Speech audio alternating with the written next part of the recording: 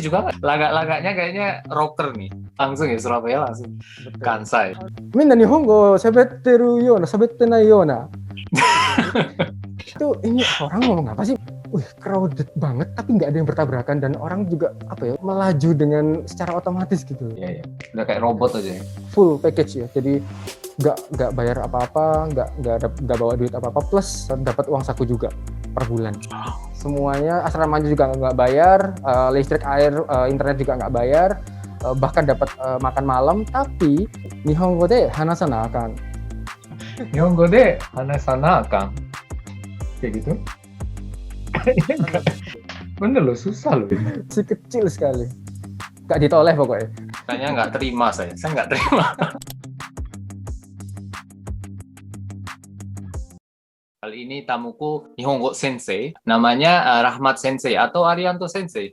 Panggilannya apa nih? Rahmat sih biasanya. Rahmat Sensei ya.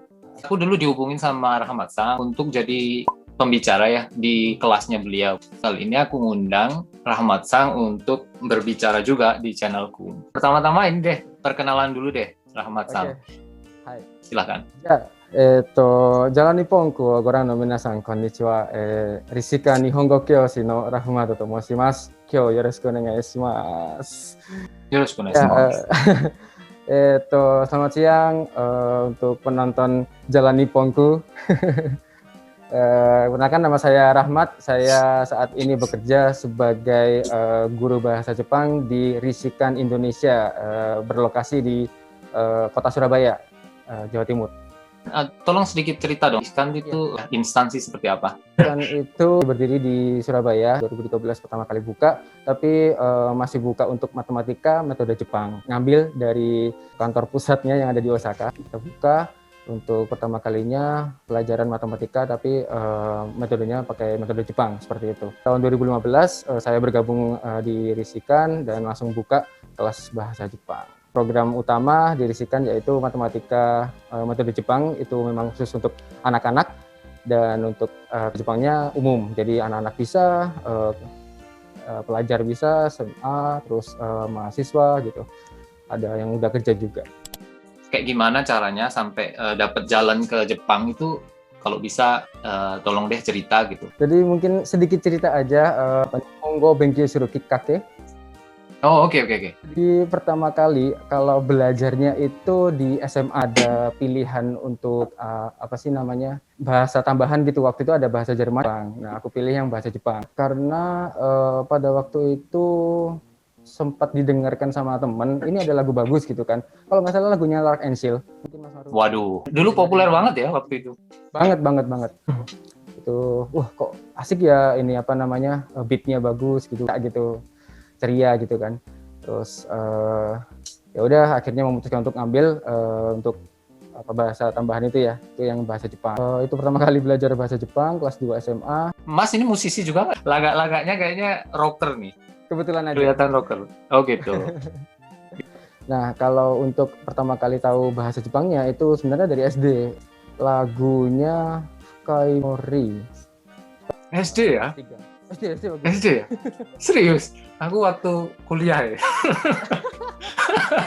Terpaut. Ini kelihatan. Ketahuan umurnya. Iya, waktu itu aku masa-masa kuliah ya kalau.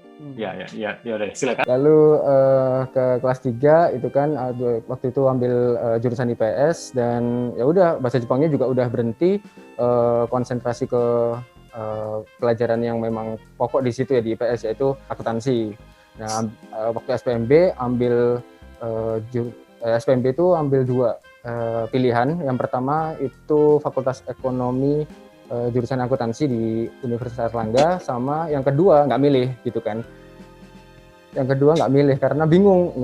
Nah terus ketika ya sudah giri-giri, semi kirinya itu deadline, akhirnya ya udahlah lihat aja random kuota jurusan mana yang lebih banyak daripada minatnya gitu. Kuotanya lebih besar daripada peminat, berarti kan bukan otomatis sih, lebih ke aman. Pasti peluangnya besar lah. Peluangnya besar, betul. Dan itu aku lihat di Fakultas Ilmu Budaya, waktu itu masih Fakultas Sastra, jurusannya Sastra Jepang.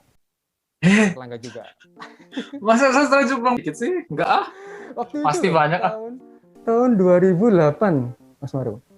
2008? Beneran. Iya, masih kecil sekali. Gak ditoleh pokoknya. Kayaknya nggak terima saya nggak terima. Ya, oke, lanjut.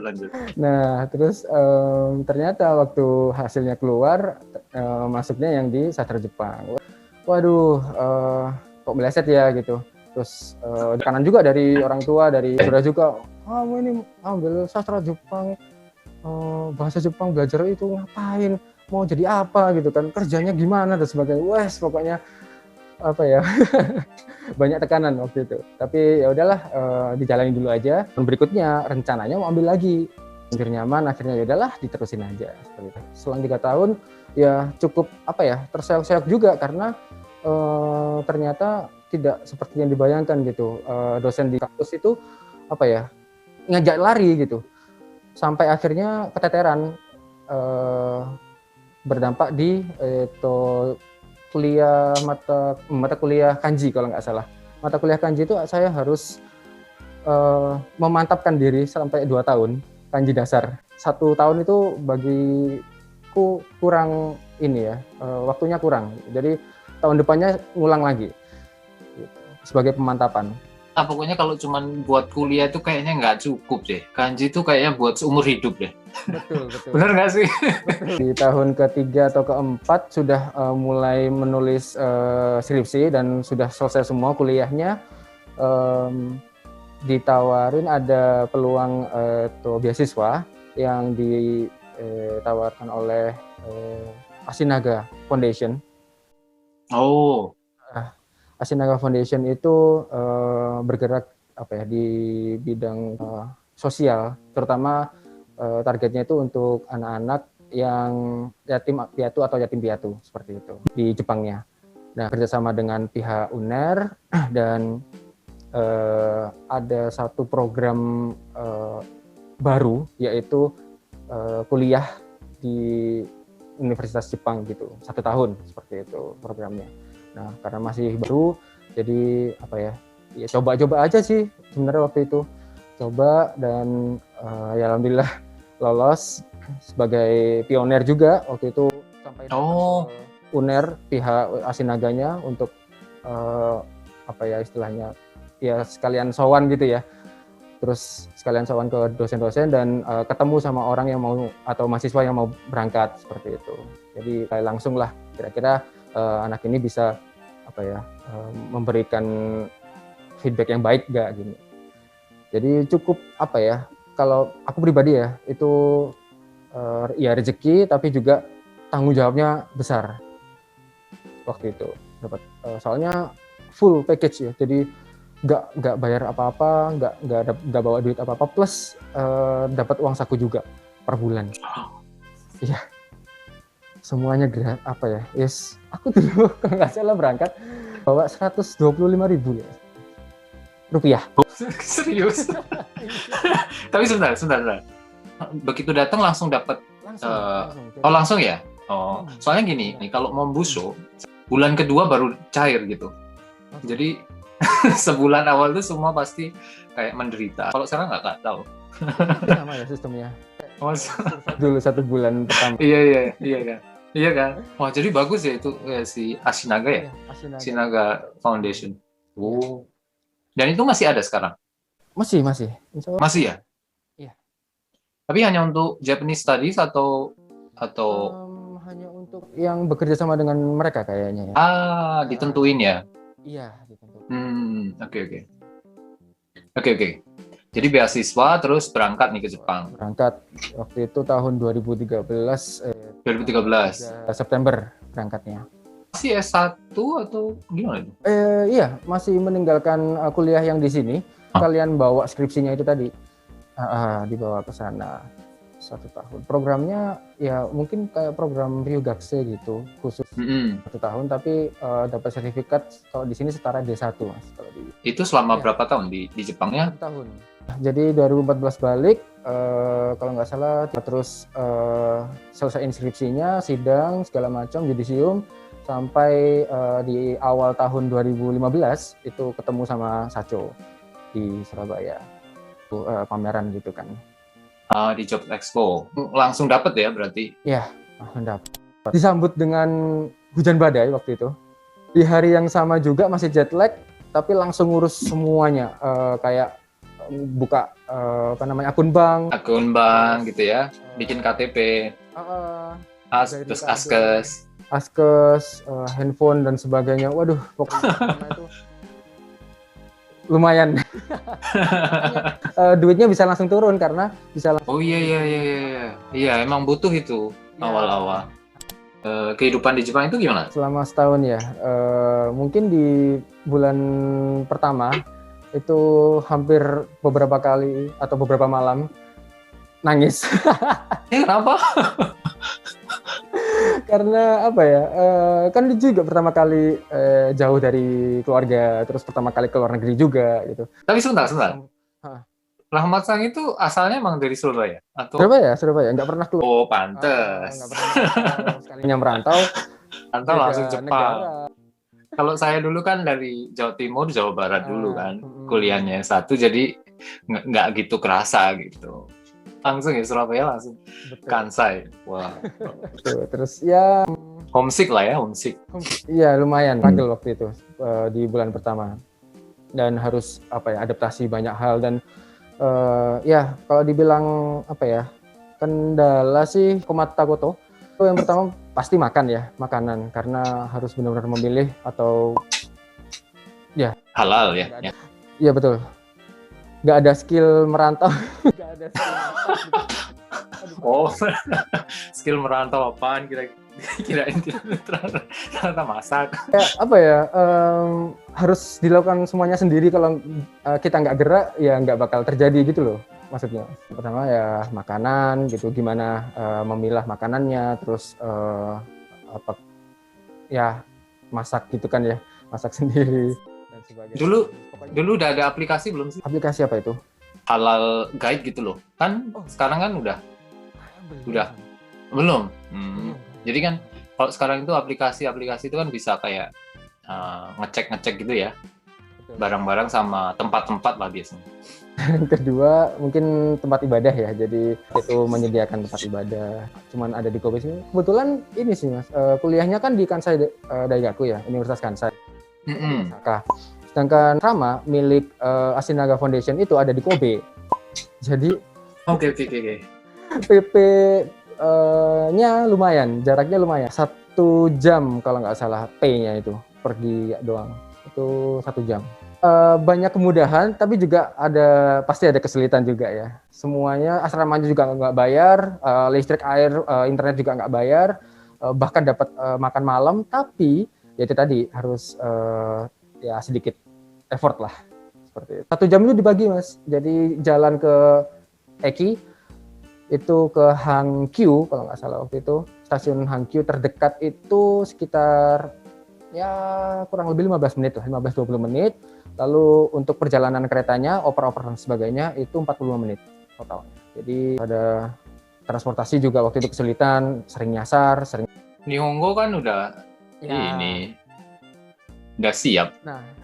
Nah itu juga lanjut ke hal berikutnya yang menjadi kendala waktu itu. Ya, modal 3 tahun belajar di kampus bahasa Jepang itu kayaknya kok nggak pakai gitu loh waktu awal-awal.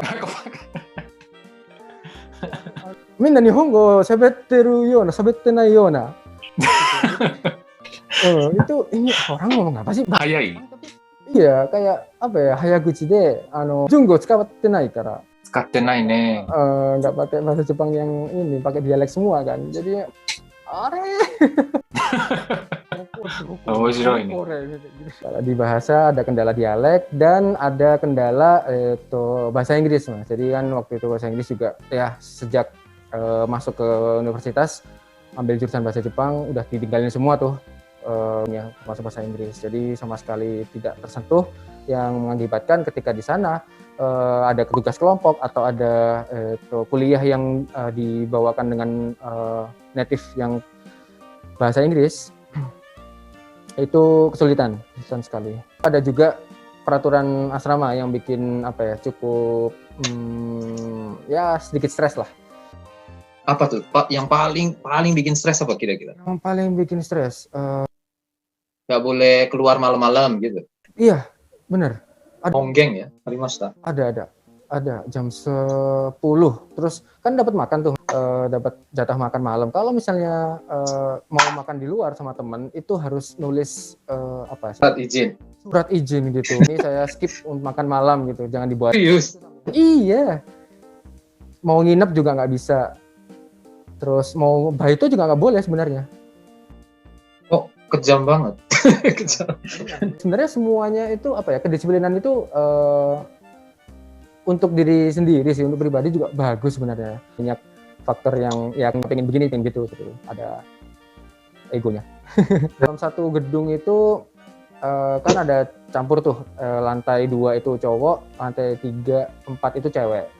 Dan yang tinggal di situ tidak hanya Ryugaksei tapi juga ada orang Jepangnya. Jadi ada mahasiswa Jepang, mahasiswa Indonesia, Hawaii, macam-macam. Ada Uganda juga. Terus kamar 4 orang, waktu itu teman-teman dari Uganda. Benar-benar internasional ya ini asramanya ya. Betul. Dan semuanya jadi satu pakai bahasa Jepang kita ngobrolnya. Program 1 tahunnya itu kuliahnya tentang apa nih?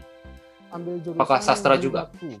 Belajar N1, N2 dulu, semester pertama N2, semester berikutnya N1. Dan ada macam-macam juga kuliahnya, ada budaya juga ada sejarah dan sebagainya. Skripsinya dulu apa tentang apa? Aku dulu dengernya bidangnya karena ada healthcare, terus kok bahasa Jepang itu terus kaitannya gimana? Nah, jadi waktu itu kan dari dosen pembimbing yang di UNER itu sarankan ikut di payung penelitiannya beliau aja gitu supaya lebih enak. Jadi ada kesinambungannya gitu loh. Dia juga bisa bantu banyak karena beliau juga menyarankan seperti itu. Dia juga yang penting lulus lah. Jadi waktu itu mikirnya nurut aja dan kebetulan bisa bawa skripsinya ke sana. Ya udah sekalian observasi, sekalian penelitian di sana gitu. Jadi kesempatan juga untuk melakukan bimbingan dengan dosen wali yang di Kansai, terus dikenalin juga ke Rojing Homu. Dan di situ bisa diizinkan untuk melakukan penelitian. Berarti skripsinya itu dibawa ke Indonesia lagi atau ya, dibawa ke Indonesia. Buat kelulusan ya? Betul. Oke. Pernah ke Kanto nggak? Pernah. Kerasa nggak bedanya Kansai dan Kanto? Banget. Mulai dari bahasa Jepangnya dulu deh. Nihongo chigaun desu ka? Nihongo zenzen chigaimasu ne. Zenzen chigaimasu. Jadi bahasa Jepang yang digunakan juga waktu itu di 2015, jadi sudah jalan 8 atau 9 bulan di Kansai, terus jalan-jalan ke Tokyo gitu kan. Kayak ngerasa orang-orang ini kok nggak ngomong pakai bahasa Jepang sih, malah kebalikan gitu.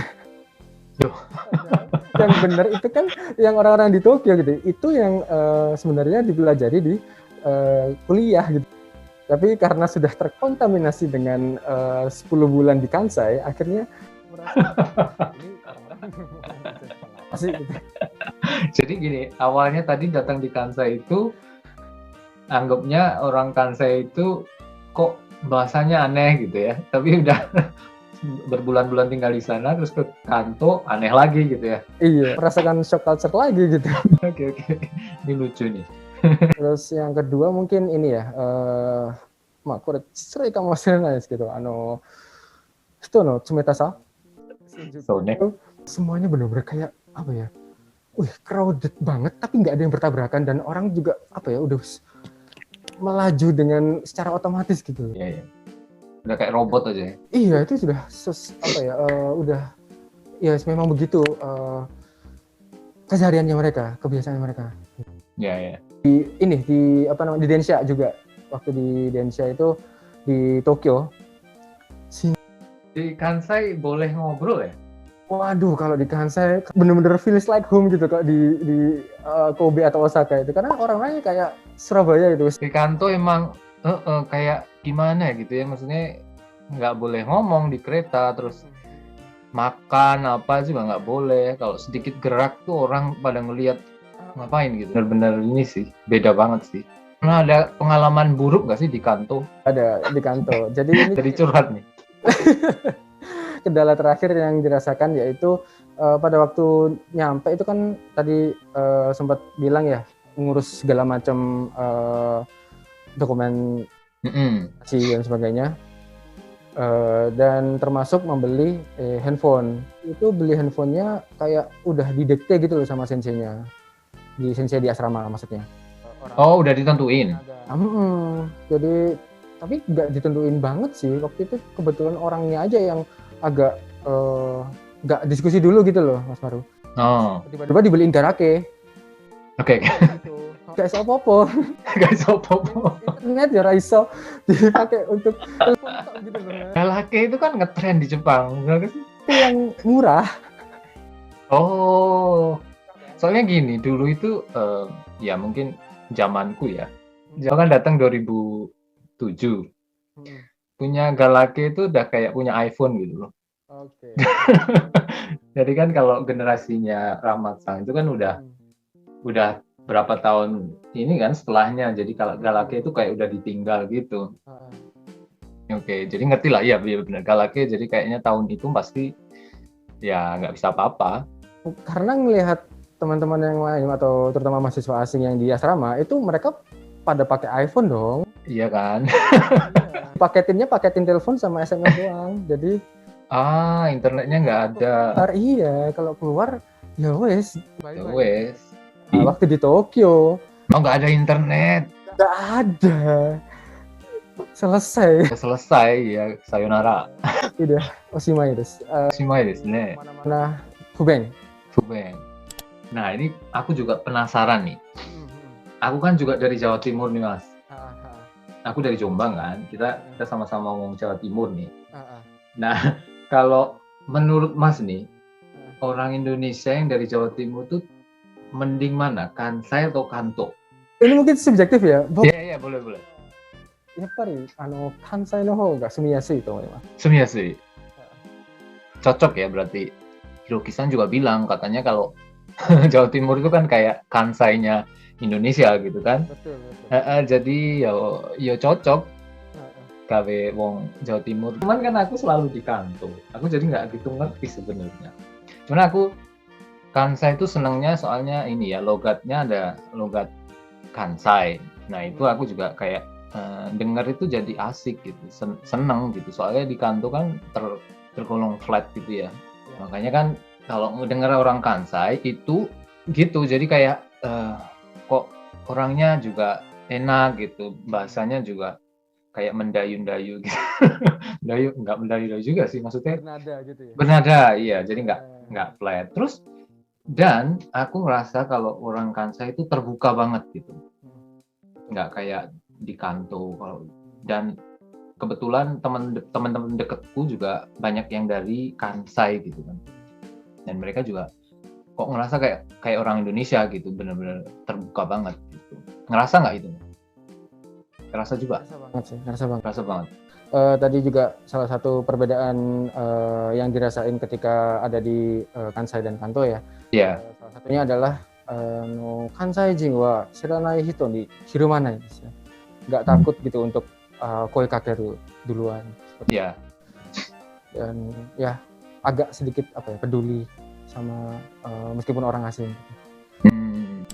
Bahasa Kansai itu ini, tolong pilih satu Mas buat ajarin buat aku. Ada nggak sih yang paling recommended buat aku pelajarin? Oke. Ini satu kata tapi bisa dimasukkan ke dua pola kalimat. Satu kata bisa masukkan dua kalimat. Jadi mungkin Mas Maru pernah dengar atau mungkin sudah tahu bahasa Kansai-nya dame. Dame akang bukan? Akang desu ne. Akang desu ne. Itu bisa dimasukkan ke dua pola kalimat, Mas. Yaitu pola harus dan pola dilarang. Gimana tuh maksudnya? Jadi kalau pola harus dalam Hyojungo itu kan nani nani shinakereba narimasai. atau untuk yang pola dilarang itu shite wa ikemasen. Nah, keduanya itu bisa diganti, di-replace dengan akang.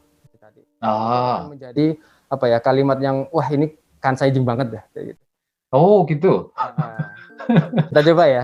Iya, iya. Mas Maruf, kalimat yang harus dulu. Ya harus pakai bahasa Jepang. Nihongo hanasanakere ba Itu ikimasen? ya. Gitu ya, ngomong pakai bahasa Jepang. Kalau di Hyojungo itu kan Nihongo de hanasanakereba narimasen. Kalau di Kansai, Nihongo de hanasana akang. Hanasana akang? Hanasana terus tambahkan akang di situ. Kerebanya nggak disebut ya? Hanasana akang. Ini intonasinya benar nggak sih? Rahmat Sensei kayaknya udah ini loh, logatnya udah kayak bener-bener Kansai. Aku kayak masih kayak stop di Hanasana gitu kan, Hanasana akang. Nihongo de hanasana akang. Nihongo de hanasana akang, gitu kan? Oke. Nihongo de hanasana akang. Ini kayak ada ininya logatnya di akhir Hanasana akang. Sekali lagi. Nihongo de hanasana akang. Nihongo de hanasana akang. Kayak gitu. Iya, susah loh. Bener loh, susah loh. Iya, jadi Oke, itu yang harus ya. Waktu itu juga waktu balik ke kampus ke UNER dimarahin sama sensei kata di sini. Kamu itu katanya mau jadi Hongono sensei tapi kok malah pakai dialek Kansai, ini gimana? Jadi kebawa sampai ke Indonesia. Terus yang satunya ya dilarang. Berarti Hongo de hanastewa ikemasen gitu aja ya. Berarti dilarang menggunakan bahasa Jepang. Betul. Nah, kalau di Kansai itu Nihongo de hanastara akang. Hanastara akang. Jadi hanastara akang. Karena nih, Hyojungo tsukawanai nih. Hanastara dame. Hanastara dame. Kayaknya nggak dipakai ya kalau Hyojungo. Aku masih nggak bisa. Nihongo de hanastara akang. Nah, taranya itu loh. Itu yang ada logatnya ini. Kalau hanastara akang itu kan flat banget. Kali ini videonya itu aja dulu. Buat adik-adik kita atau yang berniat belajar bahasa Jepang, hitokoto moshi ariba onegaishimasu.